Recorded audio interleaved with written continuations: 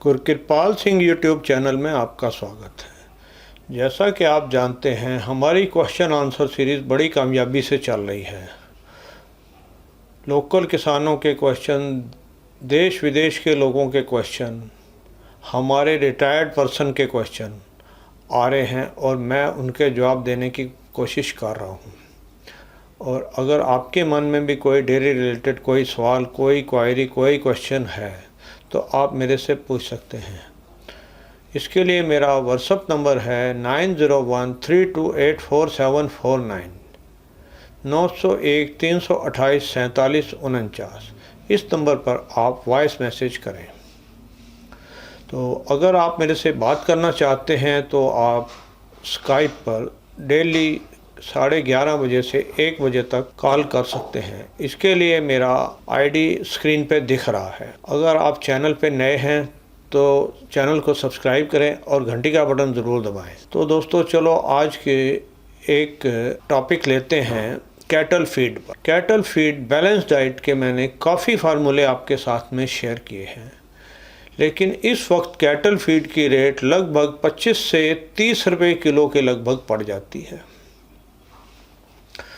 और कुछ हमारे ऐसे कैटल होते हैं जो कि सेकंड क्वालिटी में आ जाते हैं। सेकंड क्वालिटी का मतलब ये है कि जैसे कोई गाय 40-45 किलो की अपनी एज में रही है, लेकिन अब वो ओवर एज हो गई है, उसकी मिल्क प्रोडक्शन कम हो गई है और वो उतना नहीं दे पाती जितना कि उसको सारी डाइट खा के देना चाहिए। उसके लिए हम एक सस्ती डाइट तैयार करते हैं। सस्ती डाइट से मतलब ये है कि जो आज के ज़माने में जुगाड़ू डाइट भी कही जा सकती है। आप उसकी डाइट के अंदर मिनरल मिक्सचर पूरा दें। मिनरल मिक्सचर के साथ में सस्ते आइटम से अब मैं आपको एक पौष्टिक चीज़ बताऊंगा जो कि बहुत सस्ती होती है और बहुत पौष्टिक होती है, लेकिन इसके गुणों को, इसके सारी जानकारी किसी के पास नहीं होती है। वो है राइस पॉलिश। राइस पॉलिश जो कि चावल और चावल के छिलके के बीच का हिस्सा होता है, जो कि राइस पॉलिश के नाम से जाना जाता है, और वो सिर्फ चावल मिलों से ही मिलता है और कहीं रिटेल दुकानों पे नहीं मिलता देखा गया है। इसको आप ले सकते हैं। अब ये लगभग 15 रुपये किलो के आसपास नियर अबाउट पूरा साल होती है। 1-2 रुपया ऊपर नीचे होती रहती है ये। और इसकी अगर पौष्टिकता की बात करें तो ये लगभग 14% तक इसके अंदर तेल पाया जाता है, जो कि मार्केट के अंदर राइस ब्रान ऑयल के नाम से बिकता है। वो तेल इसी राइस पॉलिश में से निकाला जाता है और अगर हम इसको खिलाते हैं तो वो सारा तेल हमारे कैटल के लिए बहुत अच्छा पौष्टिक माना जाता है। अब इसको आई बात के कितना खिलाना है, तो इसको हम आम कैटल जो कि रिजेक्टेड कैटल है या जो ग्रोइंग कैटल हैं, उनको लगभग 30% से 50% तक कैटल फीड के अंदर खिला सकते हैं। 30% उस कंडीशन में कि अगर इसकी रेट ज्यादा हो गई है, और 50% तक उस कंडीशन के अंदर कि अभी इसकी रेट जैसे मंदी चल रही है, क्योंकि हमारे इंडिया के अंदर खाद्य पदार्थों के अंदर काफी तेजी मंदी आती रहे, तो उसके लिए हम उसका अप डाउन कर सकते हैं। तो टोटल फीड का हम 30 से 50% तक इसको ऊपर नीचे अपने हिसाब से किया जा सकता है। इसकी सावधानी ये रखनी पड़ती है कि जब ज्यादा गर्मी पड़ रही होती है तो इसके अंदर थोड़ी अगर ज्यादा स्टॉक खरीद लिया जाता है तो स्मेल आने लग जाता है। इसका सबसे बड़ा ध्यान ये रखना है कि ज्यादा स्टॉक नहीं रखना है, क्योंकि अगर ज्यादा स्मेल आ जाए, गर्मी के अंदर ज्यादा स्मेल दे जाती है तो हमारे कैटल इसको खाते नहीं है। तो उस कंडीशन के अंदर भी एक परेशानी बढ़ जाती है कि कैटल इसको खा नहीं रहा है। तो दोस्तों, ये हुई सस्ते और जुगाड़ू फीड की बात। अब हम अपने क्वेश्चन आंसर सीरीज को आगे बढ़ाते हैं। तो आज का पहला क्वेश्चन लेते हैं, वो है हमारे एक आर्मी मैन का, जो कि अभी रिटायर्ड होने वाले हैं और आने वाले टाइम के अंदर डेयरी का मूड बना रहे। तो उनका क्वेश्चन सुनते हैं। नमस्कार गुरपाल सिंह जी, मैं आपके वीडियो देखता रहता हूँ रेगुलर, और मुझे बहुत खुशी होती है कि आप बहुत अच्छा काम कर रहे हैं, जो कि इस फील्ड में, डेयरी फार्म की फील्ड में नया आना चाहते हैं, तो उसके साथ आप अपने शेयर एक्सपीरियंस करते हैं।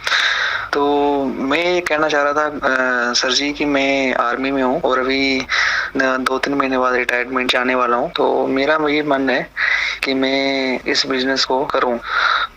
मेरे पास खुद की ज़मीन है 4 एकड़ और लेकिन इस फील्ड में मैं वही जब आर्मी में जाने से पहले तो था, उससे पहले थोड़ा बहुत घर वालों ने जो रखा हुआ था उसी तरह का मेरे पास एक्सपीरियंस है। ज़्यादा मुझे इस बारे में कोई नॉलेज नहीं है। तो मैं तो एक ये आपसे कहना चाह रहा था कि मुझे इस फील्ड में आने से पहले कम से कम 1 महीना या 1.5 महीना किसी फॉर्म में रह के उनके पास उनकी रूटीन वर्क देख के काम में जाना चाहता हूँ। तो आप कृपया करके कोई ऐसा फॉर्म बताएं और जहाँ से अच्छी नस्ल है, जहाँ से धोखेबाजी वाला सौदा ना हो, तो कृपया इस फील्ड पे मार्गदर्शन करें। मैं जम्मू का रहने वाला हूँ और जम्मू के मौसम के हिसाब और पंजाब के मौसम में दोनों सेम ही है, कोई ज़्यादा डिफरेंस नहीं है। तो कृपया सर जी इस पे थोड़ा मार्गदर्शन करें। देखो सर जी, आपके जो जम्मू का मौसम है वो मौसम हमारे विदेशी मौसम के काफी मिलता जुलता मौसम हो, और विदेशों में डेयरी की तरक्की बहुत ज्यादा है, इस बात को आप मानते हैं। तो मेरा ये मानना है कि आप जम्मू के अंदर पंजाब से भी अच्छी डेयरी कर पाएंगे। बाकी रही बात यह है कि रही बात जो ट्रेनिंग की, तो ट्रेनिंग सर जी आप आर्मी मैन हैं, मुझे इतना विश्वास है कि हमारी आर्मी मैन कुछ भी कर सकता है। तो आप 1 महीना या 1.5 महीना की बजाय आप कम से कम 1 साल तक पंजाब के किसी भी फार्म के अंदर चाहे ड्यूटी करें, चाहे उनसे दोस्ती करें, चाहे कुछ भी करें, कम से कम 1 साल की आप ट्रेनिंग करें तो आपके लिए बहुत सेफ हो जाएगा। आप बहुत अच्छे कामयाब होंगे, और कामयाबी भी आपकी मेरे हिसाब से जो है पंजाब के जो किसानों से ज्यादा होनी चाहिए, क्योंकि कश्मीर का मौसम जो है वो पंजाब के मौसम से HF गाय और जर्सी गाय के लिए ज्यादा अच्छा है। सिर्फ उसमें परेशानी आएगी तो जब माइनस में टेम्परेचर जाता है या ज्यादा ठंड पड़ती है, उसको कंट्रोल करना है। उसको कंट्रोल अपने कवर्ड शेड के हिसाब से ही किया जा सकता है। वो जब काम आप करेंगे तो उस समय सारा आप मैनेज कर लेंगे, इतना मेरा मानना है। क्योंकि आर्मी मैन को मेरे हिसाब से काफी एक्सपीरियंस होता है, उन्होंने बहुत दुनिया देख रखी हो। तो दोस्तों आज का अगला क्वेश्चन लेते हैं। मैं इरफान बोल रहा हूँ सर, कश्मीर से। सर मुझे डेयरी फार्म स्टार्ट करना है यहाँ पे कश्मीर में। सर आपसे क्वेश्चन ये है सर, यहाँ पे सर्दी ज्यादा होती है, जैसे कि बर्फ होती है यहाँ पे, कौन सा ब्रीड ठीक रहेगा? जैसे जर्सी है और क्रॉस ब्रीड है, मेरे लिए कौन सा ब्रीड अच्छा रहेगा? और उनके लिए सर्दी में खाने के लिए क्या क्या चीजें ठीक रहेगी? देखिए इरफान भाई, आपने पूछा है कि कौन सी ब्रीड कश्मीर के अंदर ठीक रहेगी, तो इससे पिछले सवाल में भी यही था कि कश्मीर के अंदर जर्सी और होल्स्टीन ब्रीड जितनी भी प्योर से प्योर हो वो सारी कामयाब होगी। क्योंकि प्योर ब्रीड जो है वो गर्मी से घबराती है, ना कि वो ठंड से घबराती। तो कश्मीर के अंदर जितनी अच्छी, जितनी प्योर ब्रीड रखी जाए उतना ज्यादा अच्छा है, क्योंकि कश्मीर का मौसम प्योर ब्रीड के लिए बहुत अच्छा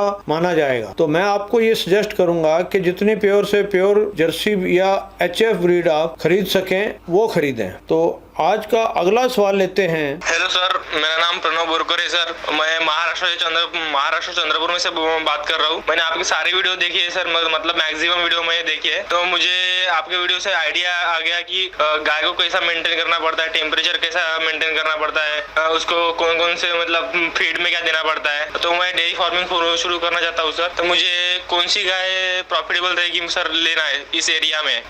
और मैंने जो इन्वेस्ट करूंगा मैं इन्वेस्ट, तो 1 साल के अंदर मैं वो खर्च निकाल पाऊंगा सर अपना पूरा जो मैंने इन्वेस्ट किया है वो? उसके बारे में आप अगर बता दोगे तो बड़ी मेहरबानी होगी सर। और एक बात, मेरे पास 3 एकड़ खेत है खुद का, और हमारे इधर दूध का रेट अगर घर में अगर देते हैं हम तो 40 रुपए लीटर तक मिल जाता है सर। तो आप बता पाओगे तो बड़ी मेहरबानी होगी सर। Thank you sir. देखिए आपने ये बताया है दूध आपका 40 रुपए लीटर बिकेगा, और 40 रुपए लीटर अगर आपका दूध बिकता है तो आपने जो अंदाजा लगाया है कि 1 साल के अंदर आप अपने गायों के पैसे वसूल कर लेंगे, ये बात कंफर्म है। बाकी आपका ये कहना है कि ब्रीड कौन सी लेनी है, तो ब्रीड तो भैया सिर्फ HF और जर्सी ही इंडिया के अंदर पाई जाती है। जर्सी की फिर कुछ कमी है, HF की कोई कमी नहीं है, HF की बहुत भरमार है। तो HF ब्रीड से चालू करें और साथ में थोड़ी थोड़ी जितनी सी जर्सी अवेलेबल हो उसको साथ में रखते चले जाएं, क्योंकि जब आप खरीदने जाएंगे तो आपको HF मिलेगी और जर्सी कम मिलेगी। तो आप जर्सी को ढूंढने के अंदर अपना टाइम को ज़ाया ना करें। HF मिले तो HF ले लें, जर्सी मिले तो जर्सी ले लें। तो आज का अगला क्वेश्चन लेते हैं। नमस्कार सर, मैं दुबई से बोल रहा हूँ। मैं बांग्लादेश का आदमी हूँ। मेरे को ये पूछना है, मेरे को बहुत वीडियो आप लोग का देखा है पंजाब का, जो काऊ बहुत अच्छा क्वालिटी का है। तो मेरे को कुछ बांग्लादेश में ले सकते हो? बांग्लादेश काऊ इधर से ट्रांसपोर्टेशन का तरह से आपके इधर से ले सकते हो? बांग्लादेश में ऐसा कुछ प्रोसेस है आपका इधर? जो अगर कुछ प्रोसेस है तो मेरे को बताइए, तो मैं कुछ काऊ उधर से खरीदना चाहता हूँ बांग्लादेश में, अगर ऐसा कुछ। देखो भैया, बांग्लादेश के लिए अभी कोई लीगल प्रोसेस की जानकारी हमारे पास में नहीं है, इसलिए आप पहले अपने विदेश मंत्रालय या एम्बेसी से मिलें कि इसका क्या रास्ता है। रास्ता ज़रूर होगा, ऐसी कोई बात नहीं है, लेकिन ये रास्ता अभी तक मार्केट के अंदर पब्लिक को, दोनों देशों की पब्लिक को इस बात का पता नहीं है। गुरु गोपाल जी नमस्कार, मैं महाराष्ट्र से आपसे बात कर रहा हूँ जी। सत श्री अकाल। मैं दो पहले पंजाब आया था, तो मैंने चलती का में देखा कि कुछ लोग साइलेज गेहूँ का बना रहे थे। तो वो कौन से क्वालिटी का था और हमने बनाया तो चलेगा क्या? इस बारे में हमें जानकारी चाहिए, प्लीज फोन पे ही बता दो। देखो भैया, जो आपने पंजाब में साइलेज बनता देखा है, अगर आप उसके पूरे जानकार हो गए हैं तो ही उसको बनाने की कोशिश करें, क्योंकि साइलेज बनाने के अंदर काफ़ी कारीगरी का काम है। अगर ये गलती हो जाए, अगर साइलेज खराब हो जाए तो ये पॉइजन बन जाता है। तो इसलिए पहले इसकी पूरी जानकारी इकट्ठी करें, तभी साइलेज बनाने का प्रोग्राम बनाएं। मैं गुजरात के भावनगर से यक्षजीत सिंह चुड़ासमा बोल रहा हूँ। जैसे कि मेरा आज का प्रश्न यह है कि आपके क्वेश्चन आंसर सीरीज में आपने देसी गाय, HF गाय, जर्सी गाय और भैंसों के बारे में कई जानकारी हमको दी है।